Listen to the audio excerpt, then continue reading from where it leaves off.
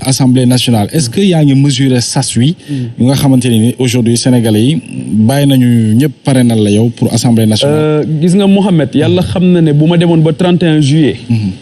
sunu borom dogal faluñu ma. ci laay gën a bëgg Sénégal. ci laay gën a yërëm waa Sénégal. ci laay gën a taxawal ñooñu nga xamante ni joxuñu ma seen carte li may ñaan mooy ma eggale liggéey bii ci Assemblée nationale loolu lay ñaan. may ñaan ñu jox ma seen vote mais dama ne buñ ma ko joxul woon. man mandat boolewuma ak Sénégal et li nga wax ni dama ne bu fekkoon ne benn nit rek moo ma parrainé doy na sëkk sas waaye li ma gis bi may wut parrainage ñi ma dajeel ñi ma woone ma mënuñu la jot ñi nga xamante ni foogoon naa ne àdduna du neex ba ñu parrainé nit ñi ne ma mësuñu parrainé doomu aadama loolu c'est ak ñi nga xamante ni ay ñaan rek la ñu amoon di ma ko defal loolu rek doy man sëñ bi mënatuma fay askanu Sénégal bëgg naa leen waaye wan nañ ma it ne ma bëgg nañ ma. waaye sas nañ la de. sas bu rëy a rëy sas bu njëkk bi xam nga ban la. sas bu njëkk bi sunu borom moo ñu ko sas. mooy nga am njëriñ keroog bi ma demee seeti son éminence monseigneur Benjamin Ndiaye. dane ma ni ngeen tudde seen mouvement bi les serviteurs solo si foo ko takk weesu na ko mu ne ma dax Jésus yonent yàlla Isa c'était un serviteur mu ne egg na ci bëgg a servir bay raxas. tànku apôtre yi nga xamante ni mooy taalibe yi mu àndaloon boo demee tey jii ci yonent bi sallallahu alayhi wa sallam benn bés dafa génn ànd ak saxaaba yi ñu dem ba am fu ñu egg ñu rey benn xar bi ñu reyee xar bi ñu ne ñii ne ñoom ñooy fees ñii ne ñoom ñooy wuti nangam moom mu ne moom mooy taxani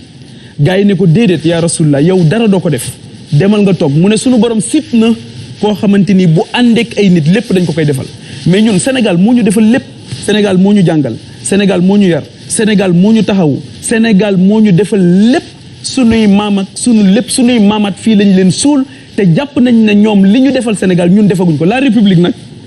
ce n'est qu'une promesse que les générations d'aujourd'hui vivront mieux que les générations précédentes mooy ñu tey ñii nan la ñuy xeex ba teggil coono ñiy ñëw suba ni ñu sunu waajur yi teggilee coono ñun noonu la ñu amee responsabilité taxawaay boo xam dinañ teggil coono ñi nga xamante ni ñoom ñooy ñëw ëllëg moo tax ñun dañoo bëgg république waaye ñun dañoo bëgg république bi nga xamante ni dafay nekk une révolte contre les facilités dafay nekk une révolte contre les inégalités waaye dafay nekk république boo xamante ni dafay bëgg équité sociale dafay nekk république boo xam dafay xeex les inégalités sociales dafay nekk république boo xamante ni dootuñu am taax yi ak kaw gi dootul nekk république boo xamante ni saa bu la président defalee nga taxaw 8 heures ci suba ba 13 heures ci ngoon naan damay sant président alors que lim la jox yow yaa ko moom dafay nekk république boo xam baykat yi dootuñu tàllal di ñaan président nappkat yi dootuñu tàllal loxo di ñaan président sàmmkat yi dootuñu taxaw di ñaan président mais beneen bi mooy le mouvement des artisans et alliés du Sénégal tey dañu ñëw ànd ak ñun ci liggéey bi artisan gisuma lu ko ëpp solo ci réew artisanat moom moo développé tey ji Allemagne mooy les fabriques mais tey artisan ci Sénégal dem nañ ba ñàkk leen a jox cër ba egg seen ministre tey ak ni gynécologue manqué ci réew mi seen ministre gynécologue la. Voilà. C'est incroyable. C'est incroyable alors. donc nag ñooñu seen naqar nag sëñ bi moo fees suñu xol. ba ñu ne mënatuñu toog léegi nag luñ ci góobee gar ko waaye cant gi moom. am na ba pare Abdou Chakour lañ sant rek la ñuy def fi ñu toll nii. D'accord alors Ndeye Dimet. man bëggoon naa xam say moyens de financement. fan nga koy puiser. parce que coow li bëri na wax ji bëri na am na ñuy wax ni Pape est financé par des forces occultes. am ñu wax ni Pape Djibril mii est-ce que nguur gi nekkul ci ginnaawam te mën nga expliquer fan nga jëlee sa moyen de financement parce que gis nañu ni journalistes yi ñoo dàq. journalistes yaa ngi bëgg a dee de maa ngi fat mbugaan na nga yokk payoor yi loolu moom maa koy xeexi assemblée nationale. di nuyu corporation bi yëpp li nga wax ci journalistes yi moo tax la précarité mais la précarité c'est pas seulement les journalistes boo demee tey ci enseignants yi ñoo ngi bëgg a dee. boo demee ci santé bi ñoo ngi bëgg a dee. mais leneen li nga wax léegi lu am solo la xam nga dañoo yàgg a ñàkk gëm. en fait sama question bi foofu la jógee. journaliste Pape Djibril Fall tey di déplacé wu di dem fu nekk. fan nga jëlee. waaw foofu loolu ci lay dellu si nii laaj bu am solo te xam naa da nga ma bëgg a dimbali da nga may ñeewantu moo tax. voilà donc li nga xamante ni bëgg naa ko leeral foofu mooy ndawi Sénégal dañu leen a ñàkkoon a wóolu loolu xaw a yàgg lool boo xoolee Léopold Sédar Senghor am na fi jafe-jafe ak ñoom ba xëy rek xamul nu mu leen di def lu dul jël leen yóbbu leen service militaire obligatoire. ñu dem ci président Abdou Diouf moom it mu góorgóorlu ci politique d'ajustement structurel mu ñëw xamut nu mu leen di def mu jaaxle contestation bi métti mu tuddee leen une jeunesse malsaine concert de casserole yi ñuy wax le 22 août 1985 la njëkk am concert de casserole au Sénégal 22 août 1985 85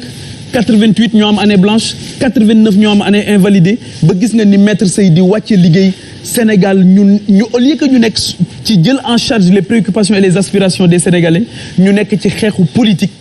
kenn déglootul kenn coow li bari ba gis nga ni nga xamante ni noonu la président Diouf demee bi muy dem jàpp nañ ne ndaw ñi sax bokk nañ ci li ko fi jëlee Abdoulaye Wade bi mu ñëwee premier discours am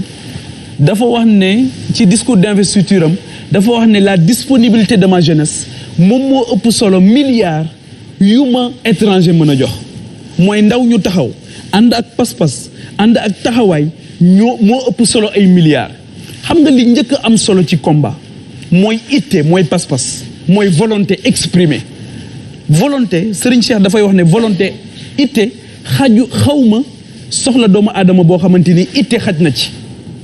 mooy une volonté gis nga le monde là n'a pas été fait par des milliardaires ni des milliards boobu milliards amul xaalis yàggul xew te xoolal li doomu aadama accomplir ci kaw suuf te xaalis xewul woon waaye itte la ñu amoon boo xamante ni c'était incroyable loolu moo tax tey ngay gis dëkk boo xam dañ naan la mag bii moo ko sanc ñun léegi amatuñu itte ji rot na ba kër sax mënuñu koo sanc wala difficilement lañ koy sanc Mouhamed xam na li may ci xam na loolu tey jii quand on a les moyens on organise Ndeye Dimet mais si on n'a pas les moyens on s'organise ñun on n'a pas eu les moyens ñun sàcc ñu xaalisu Sénégal ñi sàcc xaalisu Sénégal ñëpp xam nañ leen ñun jëluñu lu ñu moomul mësuñoo am position de privilège ni de pouvoir benn tey jii li gën a yéeme rek mooy journalistes yi laaju ñu yeneen coalition yi fu ñu jëlee seen xaalis waaye ñun moom dinañ ñu ko laaj mais alhamdulilah dañ ñoo bëgg a dimbali pour même bu ñu naroon a jël lu ñu moomul wala lu ñu war a jël duñu ko jël alors ce qui s'est passé mooy bi ñu yëkkatee lii déjà tournée yi ngay wax foofu laay njëkk a kii xam nga man yàlla dafa ma wërsëgal métier boo xamante ni déjà bi may nekk RTS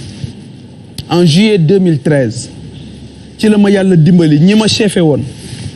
muy ñoom Alassane Cissé ma leen di nuyu ak ñoom Maymouna Ndir ñu wóolu ma déjà di ma jox ay reportage may wër Sénégal fu nekk dem naa fa fu ne ci biir Sénégal donc je connais ce pays je l'ai parcouru dans ses coins et recoins yàlla sunu borom suturaal ma ñëw 2STV yàlla dimbali ma première année bi ma ñëwee ñu defloo ma la marmite du cœur ma def la marmite du cœur j'ai encore parcouru le pays fu ma dem sax egg fa def carte postale def lépp yàlla dimbali ma bi ma nekkee di exercer le métier amul week-end wala ñaari week-end damaa mujjoon sax confier suma agenda ay nit parce que week-end bu jot maa ngi ci lycée yi maa ngi ci collège yi maa ngi ci université yi daan naa jóge fii di dem su may xarit laay wax ne leen kii jox ma carburant wala kii jox ma nangam ne la tel yenn saa yi sax dañ doon xulóog man ne ma ñii dañ lay invité ba pare duñ la jox carburant wala ñii dañ lay invité daan naa egg sax ci abbu oto pour mën a dem defi li nga xamante ni moom mooy conférence sunu borom nag boole ma ak ñooñu ba ci yàgg ñooñu ci seen bopp ñoo ne est-ce que duñu taxawal benn kuréel bu tudd ëttu Pape Djibril Fall ëttu Pape Djibril Fall bi muy am boobu sama xel nekk sax député Sénégal nekkagu ci ñooñu nag may dajeek ñoom ñuy waxtaan ñuy def ay action sociale yu bari te xëy na daawuñu ci communiquer parce que bëggeewuma ko woon noonu daan nañ dem fii ci centre national de transfusion sanguine di fi yóbbu di fa def don de sang ci biir Covid bi rek distribuer nañ loo xamante ni ba ñu ko dajalee ba distribuer ba pare ci laay koy dogoy xëy na ñu nekk ci réseau yi daan nañ gis ëttu Pape Djibril Fall boobu ma leen di gërëm muy ñoom Abdou Faye muy ñoom Abdoulaye Ousseynou Anne muy ñoom Jannatou Cissé xale yooyu nga xam ay Koumba Diarra xale yooyu nga xam ay jàmbaar lañ ñoo xamante def nañ sax ay at am na ci ñoo xam maa ngi leen di doog a teg bët bi ñu yëkkatee lii ñoom ñoo ñëw jëlal ko seen bopp gis nga bi ñuy def parrainage bi gis nga pour ñu saisir am na ci ñoo xamante ni dañ daan fanaanee saisir ak ñun fi ñu defoon suñu QG kenn ku bokk ci ñun li ma wax ne quand on n'a pas les moyens on organise moom moo mujj transformer cabinet médical am jox ñu ko ñu def ko QG amuñu woon QG amuñu woon fu ñu dajale nit ñi su liggéeyee ba ngoon jot ñu pousse table yi mu indi ñu daal di toog foofu di def suñu liggéey beneen bi mooy li ma ne quand on n'a pas les moyens on organise tey jii comme ni ngeen ko xamee bi ñu nekkee ci wàllu caution nekk di dajale ba dem ba date bi nar ñu njatt kenn ci ñun koo xamante ni mooy maa ngi koy nuyu bu baax muy Amidou Thiaw jàmbaare loolu nekk sénégalais bu am solo may wax ne sénégalais yu mel noonu ak jeunes yu mel noonu ñoom ñoo war a taxawal Sénégal tey dimbali Sénégal. D'accord. mu am une reconnaissance dëkkam ba pare kooku ci boppam moom ak parti MPR c'est le seul parti qui est avec nous moom moo yëkkati 15 millions de francs CFA ne comme date bi jege na naa joxe li nga xamante ni moom mooy caution bi ba pare il faut que ñu xam caution mooy lan mais caution dafa nekk xaalis boo xamante ni doo ko jël sànni ko da ngay cautionner pour mën a bokk leneen li mooy ñii nga xamante ni ñoom lañ ko àndal ak ñi nga xamante ni ñoom ñoo ñu bëgg nekk fu nekk ci biir réew mi sunu borom seede na ne pare woon nañu pour joxe lu ëpp loolu pour ñun ñu bokk ci seen élection yi pour mën leen a taxawal encore une fois li ngay wax nag mooy wax dëgg yàlla nag amuñu xaalis wax dëgg yàlla it Sénégal rek Sénégalais yi ñoom ñoo nekk ci sunu ginnaaw wax dëgg yàlla it fii may wax ak yow ñàkk xaalis sax moo tax sunu pré-campagne mënuñu ko def ni ñu ko bëggoon defee. D'accord. waaw donc encore une fois te loolu it li tax ñu tànn ko mooy Ndeye Dimet xam nga réew mi ni mu tëddee suñu neexoon ñu jël xaalis yi ñooñu ñu doon bëgg a jox seen xaalis waaye ni ngeen amee liberté te toog fii ku leen neex critiquer mais dafa am njëg de. dëgg la. tey jii li tax ngeen di jël taxi ba tey di ñëw wala ngeen di jël car rapide loolu mooy njëg bi ñun nag njëg boobu la ñu bëgg mooy dañoo bëgg tey bés bu ñu taxawee assemblée nationale ni ma daan toogee ajjuma bu jot képp ku ma war a wax dëgg wax la dëgg ci réew mi ànd ceeg yar ak teggi nag xam-xam noonu laa bëgg bu ma duggee assemblée nationale kenn du ne ma xoolal fii wala xoolal fa ca des. je veux être un député libre mais qui est intellectuellement bien outillé ak ñi nga xamante ni ñoom lañ ko àndal te li ma dal moom moo dal ñoom ñëpp. nga xamante ni bés bu ñu duggee tudd naa Amidou Thiaw tudd naa Soxna Valère Samb tudd naa professeur Sanoussi Ba bi bokk ci yéen tudd naa aussi ki nga xamante ni moom mooy Corinne Bandiaki qui était candidate aux élections locales à Grand Yoff tudd naa ku mel ni un jeune inspecteur des impôts et domaines brillant aussi nekk fële nga xamante ni moom mooy Diourbel muy Pape Thiam donc voilà on a vraiment des jeunes yoo xamante ni qui sont capables ñëw bàyyi gëm incapacité des jeunes Mohamed VI bi muy nekk buuru Maroc 36 ans la am Hassan II venait de mourir il avait 36 ans moom moo yóbbu Maroc fii mu nekk tey tey jii boo jëlee reenu Angleterre bi doon def 70 ans jubilé bi muy jël nguur gi ci ñëpp a ngi ñaan mu bañ a dee li Covid di métti yëpp bi mu ñëwee da ko fee bàyyi loolu moo tax njëriñ sonnal sa askan loo ko jënd rek jar na ko te gis nga soxna sos bi muy nekk buuru Angleterre xam nga ñaataat la ñaar fukki at mu ne bis ni ki tey yéexal naa sama dox ba tolloo ak ki nga xamante ni moo gën a yéex dox ci royaume bi bokk ak ñoom seen naqar ak seen i jafe-jafe ngir kenn bañ a des ginnaaw waaye tey jii gis nga jubiléem ba ñëpp a koy ñaanal ngir mu gën fee yàgg loolu moo tax ñun loolu rek la ñu bëgg ndono boobu la ñuy garder. est-ce que ñu aussi amuñu ci part de responsabilité parce que gis nañu ni bu politique jógee ñoom la ñuy gën a teg ci kanam ñoom la ñuy instrumentaliser mbir yu am violence yi ñoom lañ ciy gis ñoom lañ ciy dégg président ak opposition ak kum ci mënti doon boo bëggee mobiliser wala nga soxla dara jeunes yi ngay jiital gis nañu le président Macky Sall ak ay stratégie yu mu teg fan yële passé ak jokkoo ak ndaw ñi gis nañu itam ay politique yoo xam ne nii daf ko jagleel ndaw ñi mais jusqu'à présent ndaw ñi ñu ngi yuuxu ni gisuñu seen bopp ci réew mi. xam nga man damaa jàpp ne président xamul chance bi mu am ci am ay ndaw moom xamu ko moom ndaw ñi daf leen a jàppe charge alors que ndaw ñi du ñu charge chance lañu ndawi Sénégal du ñu charge chance lañu. je reviens de voyage bu ma mënee en Italie et en France gis naa fa ay ndaw yoo xamante ni xarañ bi ñu xarañ kenn xamul ni mu toll li ñu bëgg rek mooy ñëw dimbali seen réew te mënuñu ko am fi mu ne ndax politique guñ ndax dugguñu ci politique politicienne ndax bëgguñoo nekk booyu kenn loolu moo dal ndawi Sénégal dafa am une jeunesse qui est une jeunesse des villes am une jeunesse des banlieues am une jeunesse silencieuse am une jeunesse même des cités religieuses li may def ni anthropologie la ak sociologie ma bëgg ñu bàyyi ci xel dama bëgg ñu bàyyi xel ne ndaw ñi bokkuñu nu ñuy wone seen naqar ak seen jaaxle ak seen jàqare ndax am na foo xam ku fa juddoo lañ lay jàngal mooy nga guux yu naqar yi bañ a gaññ mooy di sëñ Bachirou définir muñ ci Minanu Bàkkil Xaddim mooy nga guux yu naqar yi bañ a gaññ ndaw yi Sénégal ay jàmbaar lañ ba ci fi mu ne nii ki nga xamante ni dafa juddoo Kajoor ak Bawol mësul gis géej xamul géej xëy benn bés dugg ci gaal pour wuti lu mu am kooku mënoo ne amul jom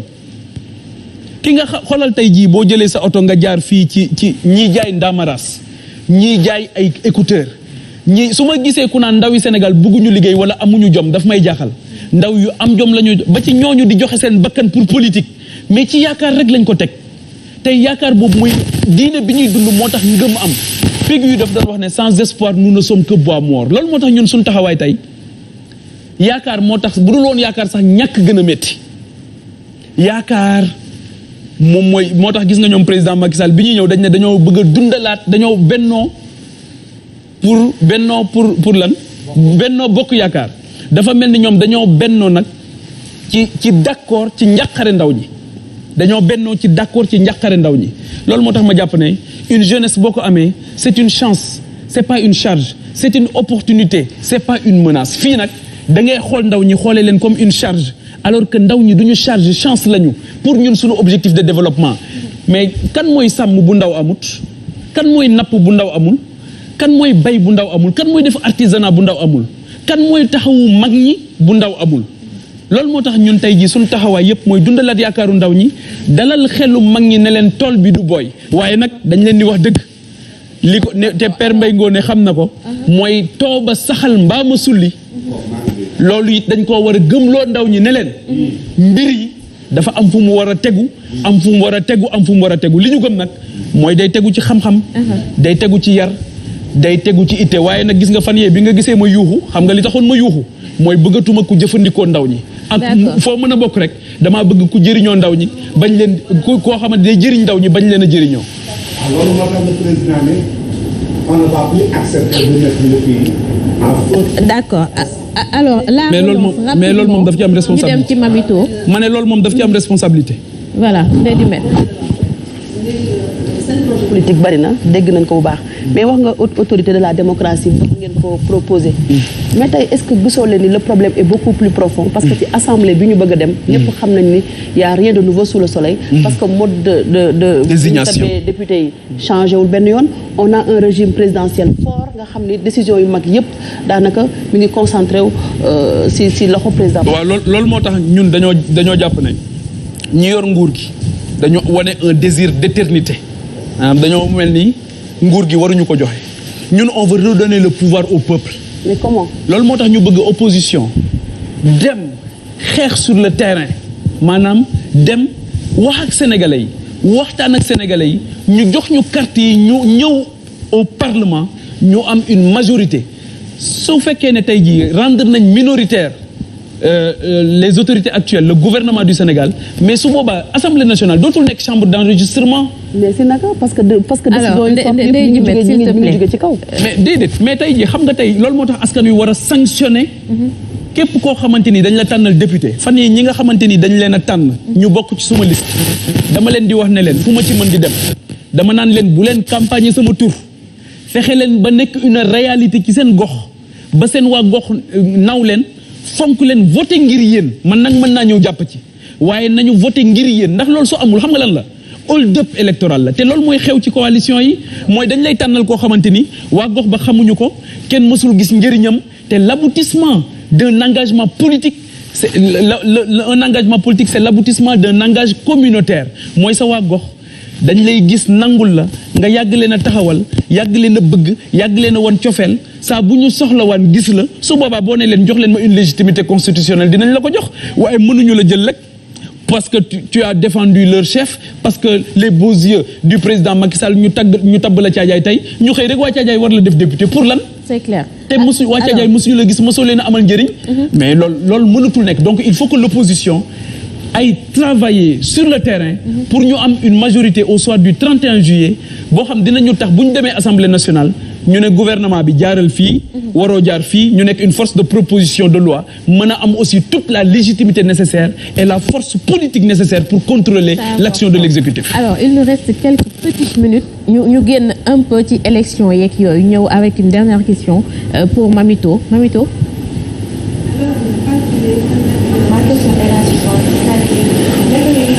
jëlal micro papa. Voilà. naka nga gisee stratégie migratoire au Sénégal ak jeunes yi nga xam ne ñu ngi dee fan yépp ci yoonu Europe bi lan moo ci sa impression. xam nga tey su ma la waxee le PSE ñuy wax ne mooy le seul référentiel des politiques amul benn politique amul benn taxawaay boo xam ne tey dina jël en charge loolu nga xam ne moom mooy la migration dama ci lii lu bëri man ci liggéey ak ñoo xamante ni man leen gërëm ñoom sëñ Saliou Guèye maanaam Sénégalais jàmbaare la tey bay jiite benn ville fay mooy la ville moo fabrique la marque Porsche en Allemagne c'est le Sénégal qui dirige te taxawaay boobu pour la diaspora aussi ma leen di profité di leen gërëm di leen sant. Mamito s'il te plaît soo ko mënee ñëw àll sa micro s'il te plaît voilà mais mu ngi lay indil bi merci beaucoup Mamito. jërëjëf Mamito pour répondre ci sa question donc di wax ne PSE tey mooy le plan Sénégal émergent soo ko jëlee dafa néewal problématique bi nga xamante ni moom mooy problématique bu am solo mooy la migration clandestine ba àdduna sosoo ba tey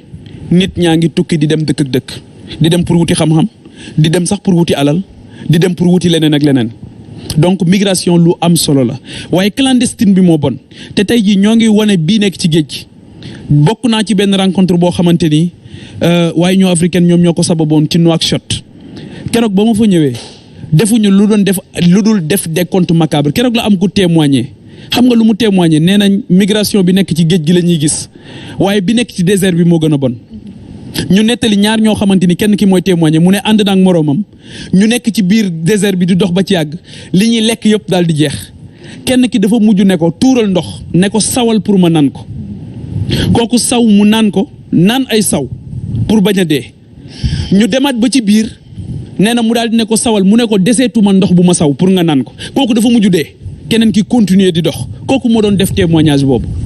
au même moment ma dem à Ifrane au Maroc fekke ji fa benn rencontre boo xamante ni ña nga doon wax ci innovation technologique ña nga doon wax ci intelligence artificielle ña nga doon wax ci numérique gis nga ñaari ni mu wutee Afrique subsaharienne ci boppam Afrique noire nii occidentale bii nga xam France da cee teg loxoom ba tey moo am problème moo tax le vrai combat aujourd'hui mooy nan la ñuy jëlewaat suñu bopp ni ñuy jëlewaat suñu bopp mooy c'est bien d'avoir le nez sur le guidon mooy ne nit ñi dee nañ ñëpp xam nañ ne ñoo ngi dee chiffres yi sax kenn waxu ko waaye nan la ñu def ba egg ci loolu mooy li ma wax léegi dëkk boo xamante ni élevage bi doxul dëkk boo xam agriculture bi doxul dëkk boo xamante ni napp gi tey ji demal ci géej gi waaxu Sénégal yi boo fa demee tey navire espagnol yi navire turc yi navire chinois yi mais ñoom ñoo jeexal géej gi te tey ji Sénégal bokkuñu ci dëkk yi njëkk am industrie thon tey jii sunu ton bi président Macky Sall xool na ko ba mu neex ko mu ne da koy jox Union européenne mooy ñun daal ñun dootuñu transformer dara ñun dëkk boo xam transformer boo amul industrie mais nan ngay xeexee le chômage parce que industrie tey jii waroon nañu am ci wàllu sàmm gi ay école de formation ci wàllu élevage mais dëkk boo xamante ni am nañ une communauté wala des communautés yoo xamante ni sunu borom daf leen a defal tawféex ci wàllu sàmm mais tey mënuñoo fexe ba mën a fournir le marché ñoo ngi xaar Mauritanie wala ñoo ngi jooy Mali bi nga xam dañ ko embargo ba pare pour ñu jox ñu ay xar alors que dëkk bi waruñu woon a jéggaani mais leneen li gën a métti mooy est-ce que xam nga tey Sénégal bu ñu la waxoon li ñuy jéggaani ci wàllu lait meew nga bëgg a jooy le budget bi ma ko mujjee xam 25 milliards la woon 25 milliards nga ne da nga ci bëgg a am ay de grandes ambitions ci élevage tey jii bu France di def semaine kii salon de l'agriculture et de l'élevage ñëpp Sénégal da ngay gis ministre yeeg ñëpp buubu dem mais et après bu ngeen demee ba ñëw et après boo jëlee agriculture bi tey na sunu maam yi doon bayee la ñuy bayee bu ma demee caajaay gële tey damay gis ba tey nit ñi téye machine bi topp ci ginnaaw fas wi téye machine bi topp ci ginnaaw mbaam bi actuellement ñu ngay ruuj na sunu maam yi doon ruuje la ñuy ruuj sunu maam yi dee woon ñaar fukk téeméeri at ci ginnaaw ku ci dekki da ngay ñëw ruujandoog ñun parce que nañuy ruuje ba tey la ñuy ruuje mais amuñu ambition ci agriculture Italie bii ma jógee mais foo romb ñoo ngi ko bay Maroc bi foo romb ñoo ngi ko bay autosuffisance alimentaire amul secret Assane 2 daf doon wax ne xawma développement li ma xam mooy nit ñi nañ lekk ba suur naan ba màndi donc soxna si Mamito ma lay gërëm bu baax yàgg naa lu suivre ci internet bi mu teel a dugg ci entrepreneuriat c'est vrai loolu lu ma neexoon la ma gis la très tôt bi mu génnee école yaakaar naa yaa ngi doon jànge ENSUP bon je fais de la publicité je pense ñu baal ba ñoom sëñ Mbeng ma xam ko bu baax donc mu teel a dugg ci entrepreneuriat et j'encourage ces initiatives on doit se mettre dans l'entrepreneuriat ba pare jaare ko ci art ak culture lu am solo la parce que il n'y a que l'art et la culture qui permettent ak ñoom rek ñooy permettre nit ki mu xam boppam te actuellement on est en train de traverser une crise d'identité réew nag pour nga bëgg ko il faut connaître son histoire et sa géographie te loolu ñoom Père Mbaye Ngoné ñoo ngi ciy def liggéey bu am solo. c'est vrai malheureusement bëgguñu woon sax mu jeex mais équipe gis-gis ñu ngi xaar donc première partie bi fii la ñu koy ndax képpee en tout cas Pape Djibril c'était un plaisir de vous avoir sur ce plateau bàyyi la nga tàggatoo. di nuyu nag xam nga ndey di met Fatou Abdou may nuyu sa yaay bu baax di ko gërëm xam nga moom wax dëgg yàlla dama ko yàgg suivre jox ko cër aussi bu rëy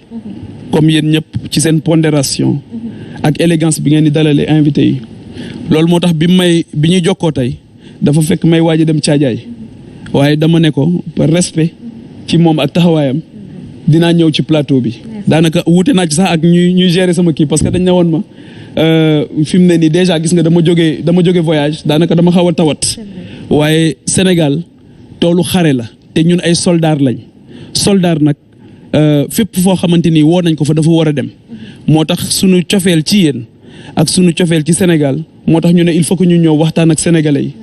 mais di gërëm aussi ak sant waa Caajaay bu baax mënuma leen fay di gërëm aussi bu baax a baax kilifa yi nga xam ñoo ŋànk réew mi sëñ Babacar Sy Mansour Cheikh Mouhamadoul Mountakha sëñ Babacar Sy Mansour fan yi dafa artu woon ci hôpitalu Tivaouane kenn dégluwu ko bi musiba bi xewee nañ leen bàyyi xel sëñ Cheikh Mouhamadoul Mountakha gis naa taxawaayam ba ci lii xew nii nañ leen di bàyyi xel suñ leen bàyyiwul xel li sëñ Cheikh Ahmed Tidiane Sy Al Maktoum waxoon moom mooy am mooy dootuñu am gardien de la constitution gardien de la confusion la ñuy am donc waruñu am une confusion qu'on garde dañu war a am une constitution nag mooy koo xamante ni dafa ndar képp ñi nga xamante ni ci réew mi yëpp am nañu kàddu war nañu wax te war nañ leen a déglu ñu bàyyi di fenetal seen wax bu ñu leen di wax ñu ne waxu kii la rek wala waxu nangam bu génn ci daara ji leneen li aussi mooy ma bëgg aussi bu ñu eggatee ci jamono yi ngir yàlla nañuy bàyyi xel le secteur privé national ñu déglu leen c'est eux qui ont investi de l'argent c'est eux qui ont créé des richesses c'est eux qui ont investi te ñooñu benn bés rek bu ñu toog liggéeyuñ musiba bu rëy la nañ leen jox cër na leen nguur gi jox cër parce que tey jii ku tekkiwul dara day jóge Europe ñëw ñu tijjil ko les portes du palais un grand investisseur sénégalais day am jafe-jafe pour ñu tijjil ko buntu palais donc nag loolu moom moo tax ma bëgg ñu bàyyi leen xel di leen gërëm Khadija tu conduis le plateau avec beaucoup d'élégance Safia aussi gis-gis bi am na solo les problèmes sociétaux dañ leen war a aborder avec acuité donc Mamito Ndeye Dimet Cheikh Mouhamed Mbaye keroog suma benn papa bu wàcc liggéey États-Unis